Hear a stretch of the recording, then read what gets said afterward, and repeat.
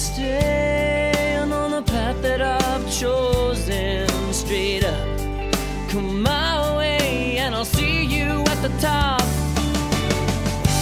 'Cause something's gonna happen in this story.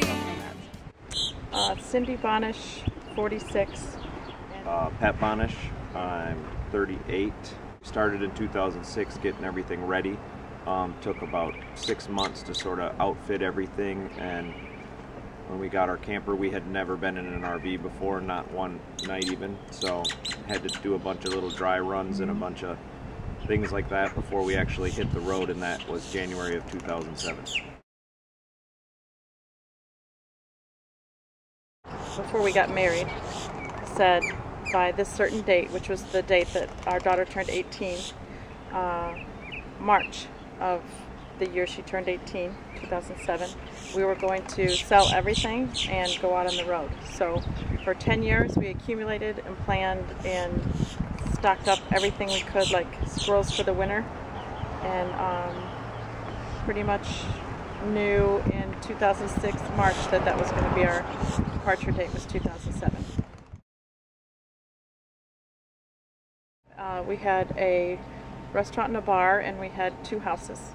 We sold all of that, and that's pretty much what we traveled the first 2 years on. Our daughter decided she didn't want to go to college, so that's what we traveled our 3rd year on. And photography, selling photos, writing articles for magazines, different things like that. We also worked in a Yellowstone National Park for a few months to keep us on the road longer. We chose a 25-foot travel trailer. We wanted something small and small enough that we could still live comfortably, as in we had a few key features. We needed a bed that was always made up, a kitchen, and a living room. We never got separate. the bed that was always made up. But that we could walk around. Yeah, I didn't want to have to drop a table to create a bed, so that way if we're traveling and we hit a storm, we hit anything, we could pull over and walk into it and be ready to go. We did. How are we going to prepare for retirement? What do we plan on doing then? Do you want to work at this for the rest of your life? You don't have any savings. What is your goal? You need to grow up sometime. All of those things. You know, her mom was a total gypsy, always traveling and always living somewhere different. So for them, it was somewhat normal. For my family, they, you know, both, my dad retired from the corporate world, so he was somewhat shocked, but at the same point said, that's awesome, you know, go out and do it if that's what you guys want to do. They were more or less just all about, as long as we were happy, then they're happy. I wish the first 2 years that we knew how much we were going to love it, because we wouldn't have spent all of our money in the first 2 years. When we first sold everything, we said, oh, we'll probably only be doing this for maybe a year. If we like it, then maybe 2. And after that first year, so we did anything we wanted to do. If we pulled in somewhere and they were I never cooked.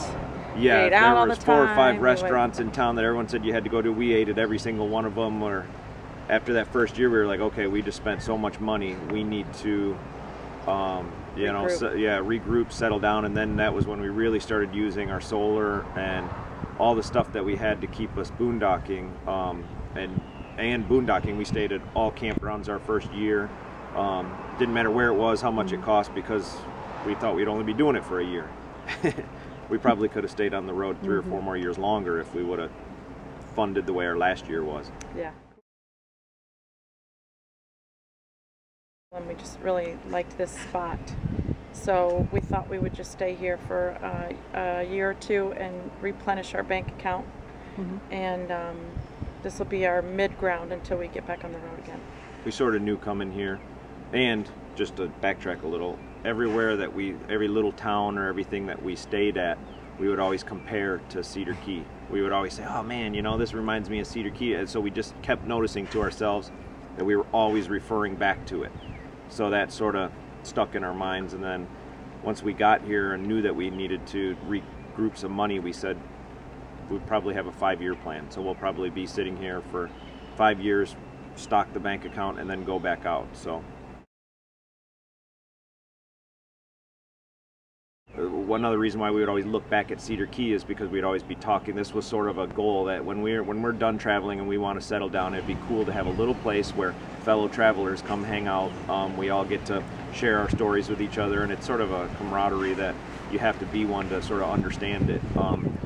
So we would always talk about how fun it would be to have an area like that we could attract people to, and we would write down little ideas we had, and oh, let's add this, and if we had a little bar out back where we could hang out, and you know, community barbecue grill and everything like that. So we tried to incorporate all of that into this place and make it another. When we were coming up with different names and stuff, I said whatever it is, I just want it to be like our own little hideaway and just keep it as low-key as possible. And that was sort of how the name came about. And then once we got here, the shirt that says "Our job is better than your vacation" was because we figure everyone else is coming here on vacation, and this is what our job is. So it's pretty unique that, you know, our backyard is the Gulf of Mexico, and I mean, that's probably one reason why we've stayed here this long, is because it's very hard to leave. Don't feel like you're leaving something behind. That people always say, oh, I couldn't leave my China set, or I couldn't leave my family, or I couldn't leave my job. Well, you're not leaving anything behind. You're just looking forward to making new memories, and you don't need all those things to clutter up your daily life. It's when you want them, you can get them because you're on wheels. So you don't have to ever feel like you're leaving something behind.